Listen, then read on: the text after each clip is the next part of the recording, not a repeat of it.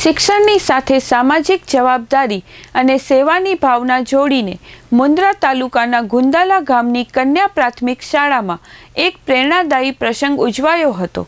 શાળાની 231 દીકરીઓના સ્વાસ્થ્ય અને પોષણને ધ્યાનમાં રાખીને સ્થાનિક દાતા Shri Maheshbhai Dayaram Lodadiya, Satyam stationery and xerox દ્વારા પ્રીતિ ભોજનનું ભવ્ય આયોજન કરવામાં આવ્યું હતું।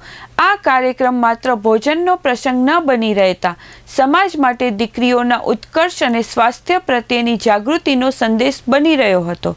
બાળપણમાં મળતું પૌષ્ટિક ભોજન બાળકના સર્વાંગી વિકાસનો પાયો છે।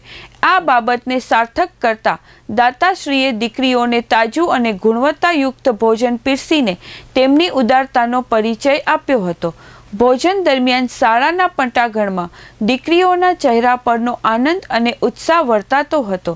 શાળાના આચાર્ય ભાવનાબેન મકવાણાએ આ તકે જણાવ્યું હતું કે આવા સેવાકીય કાર્યોથી શાળામાં વિદ્યાર્થીઓની હાજરી અને ઉત્સાહમાં નોંધપાત્ર વધારો થાય છે, જે અંતે બાળકના શૈક્ષણિક પરિણામો પર હકારાત્મક અસર કરે છે।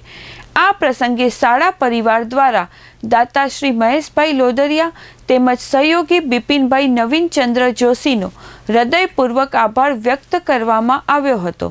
સમાજમાં જ્યારે શિક્ષણ અને દીકરીઓના આરોગ્ય માટે વ્યક્તિગત સ્તરે આવા પ્રયાસો થાય છે, ત્યારે તે બીજા અનેક સેવાભાવી લોકો માટે દીવાદાંડી સમાન બની રહે છે।